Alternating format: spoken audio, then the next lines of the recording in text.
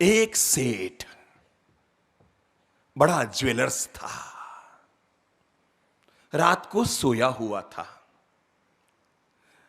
नींद में तो नहीं था पर जगा हुआ भी नहीं था, आधी नींद आधा जगा हुआ था। और अचानक उसने देखा कि उसके कमरे में प्रकाश आया। कमरे में प्रकाश आया और चमचमाते हुए प्रकाश में से एक दिव्य चेतना प्रकट हुई और उसे देखते ही समझ में आ गई कि और कोई नहीं, स्वयं साक्षात लक्ष्मी जी आई है। लक्ष्मी जी कमरे में आई, आशीर्वाद दिया, कहा सेठ तुम्हारे लिए आशीर्वाद, दुआ और शुभकामना है, मैं एक जरूरी काम से आई हूं। सेठ ने कहा बोलो मां।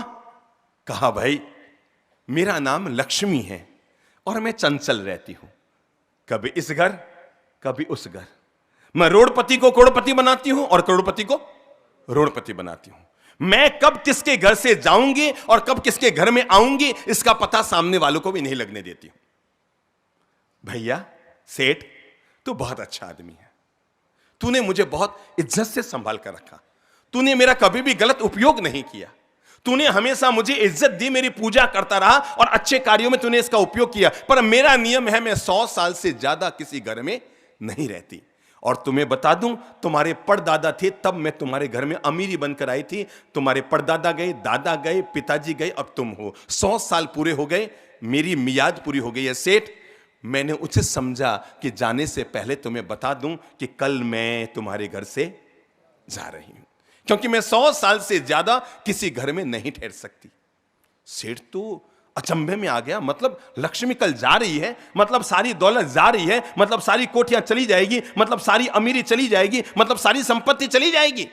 कहा मां क्या बात करती हो कि बस बेटा मुझे अब इसके लिए कोई आग्रह मत करो, क्योंकि मेरा नियम है और मैं अपना नियम नहीं बदल सकती। मैं 100 साल से ज्यादा एक घर में एक जैसी नहीं रहती, अब एक बार तो उतार आएगा ही आएगा।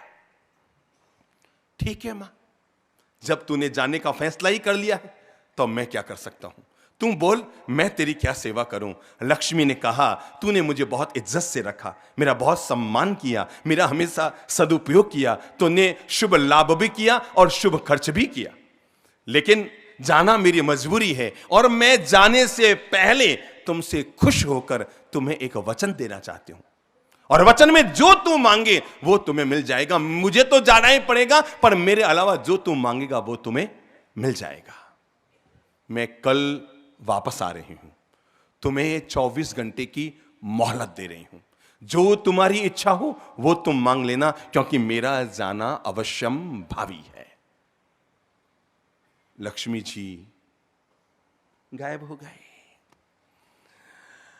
अगले दिन सुबह रात भर सेठ सो न पाया। अगले दिन सुबह 7 बेटे थे, 7 बहुएं थे। अपनी पत्नी सबको बीच आंगन में बुला और बुलाकर कहा मेरे प्यारे बच्चों, मेरी प्यारी बहुओं, अपने घर में कुछ अनर्थ हो रहा है, और अनर्थ ये हो रहा है कि आज रात को लक्ष्मी जी मेरे कमरे में आई, कोई सपना नहीं था, जगह जगह सारी बात की है। और लक्ष्मी जी ने कहा है कि 100 साल पूरे हो गए, कल मैं जा रही हूं, जाना मेरा अवश्यम भावी है। पर लक्ष्मी ने कहा है कि एक वरदान मांग लो, जो तुम मांगोगे वो तुम्हें मिल जाएगा। मेरे बच्चों बोलो, मेरा तो दिमाग काम नहीं कर रहा है, तुम ही बोलो कि क्या मांगूं। बड़े बेटे ने कहा पापा कोई बात नहीं, लक्ष्मी जा रही है, आप तो लक्ष्मी से कह दो।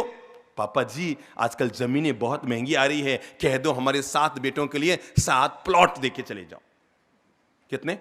7 बेटों के लिए 7 प्लॉट देके चले जाओ। दूसरे ने कहा पापा प्लॉट का करेंगे क्या, अरे पैसा नहीं होगा तो मकान कहां से बनाएंगे। तो लक्ष्मी को बोलो हमारे 7 बेटों के लिए अलग अलग 7 मकान बनाकर दे दो। तीसरे ने कहा पापा जी एक बात बताओ, मकान तो बड़े बड़े हो जाएंगे, पैसे पास में नहीं होंगे तो भूंगड़े खाएंगे क्या, तो ये बोलो कि हमारे अन्न धन के भंडार भर के चले जाओ। चौथे ने कहा ये मांग लो। पांचवें ने कहा सोना चांदी मांग लो। छठे ने कहा हीरे जवाहरात मांग लो। 7वें ने कहा कुछ मांग लो। बच्चों ने कुछ कहा, बहुओं ने कुछ कहा। सबसे छोटी वाली बहू चुपचाप बैठी थी। पापा ने उससे भी कहा बेटा इस संकट की घड़ी में तू भी बोल बेटा, जब सब अपनी अपनी सलाहें दे रहे हैं तो तू भी अपनी सलाह दे दे। उसने कहा पिताश्री आप बिल्कुल बुद्धिमान हैं, आप जो निर्णय करेंगे सही करेंगे, पर मेरे कहने से अगर आप मांग सकते हैं इस छोटी वाली बहू का कहना मांगकर, तो आप लक्ष्मी से कहना कि जो उसकी इच्छा उसको करे। क्योंकि पापा जी याद रखना, जब लक्ष्मी चली जाएगी ना, न तो हीरे रहेंगे, न जवाहरात रहेंगे, न सोना रहेगा, न मकान रहेंगे, सड़क पर आना तय है। ये कितने भी मांग लो कुछ भी नहीं रहने वाले हैं। जब लक्ष्मी जाएगी तो पीछे पीछे सब चले जाते हैं। आप अगर मांगना चाहते हैं तो पापा जी ये मत मांगो कि मेरे बच्चों के लिए 7 मकान दे दो, उन्हें ये कहो कि मेरे 7 बच्चे एक मकान में रहे, ये बुद्धि दे दो। मेरे 7 बच्चों के लिए 7 मकान मत दो, मेरे 7 बच्चे एक मकान में रह सके, ये बुद्धि दे दो। पापा जी आप लक्ष्मी से बोलना कि जाना चाहे तो जाए, कोई दिक्कत नहीं, पर जाने से पहले ये वरदान देकर जाए कि आपके 7 बेटे एक थाली में खाना खाए, आपकी 7 बहुएं एक थाली में खाना खाए, आपके 7 बेटों और बहुओं में हमेशा प्रेम और मिठास बना रहे। बस इतना सा मांग लेना, बाकी जो हमारे भाग्य का होगा देखा जाएगा। सब अपने अपने सुझाव दे रहे थे। सेठ बड़ा भयभीत था, कब लक्ष्मी आएगी, कब लक्ष्मी आएगी, सो नहीं पा रहा था। और वास्तव में 12:35 पर रात को लक्ष्मी जी आ गई और सेठ घबराया, मतलब अब ये जाने के लिए आई है। अब सेठ घबराया कि मतलब ये जाने के लिए आई है। लक्ष्मी आई, आशीर्वाद दिया, कहा बोल बेटा मैं अब जा रही हूं, तू मुझसे वचन मांगना चाहता है, बोल बेटा बोल बेटा बोल, क्या वरदान मांगता है, तू जो मांगेगा, तूने मुझे बहुत संभाला है, मैं तुझे इनकार नहीं करूंगी। उसने कहा महालक्ष्मी, उसने कहा माते, उसने कहा मैया, अगर आप देना चाहती हैं आप जाएंगे तो मुझे नहीं पता कि पीछे घर में क्या होगा, पर आप देना चाहते हैं, पर अगर आप देना चाहते हैं तो इतना सा वरदान दे दो, इतना सा वचन दे दो कि हम मेरे घर में 7 बेटे एक थाली में खाना खाए और 7 बहुएं एक थाली में खाना खाए, सब हिल मिल जुल कर रहे, बस मेरे 7 बेटों और बहुओं में प्रेम बना हुआ रहे। लक्ष्मी भौचक्की रह गई, लक्ष्मी जी भौचक्की रह गई, कोई जवाब न दे पा रही थी, किंग कर्तव्य विमूढ़ हो गई कि क्या करूं, कैसे ये वरदान दूं।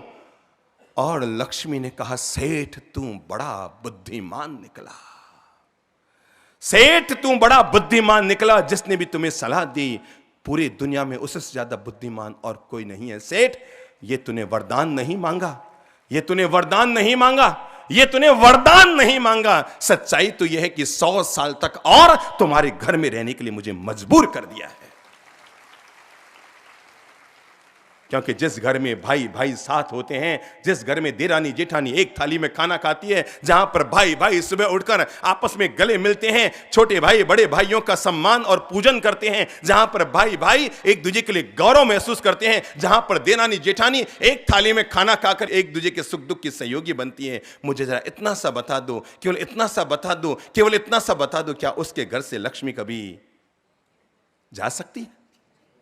जोर से जवाब दो, नहीं जा सकती।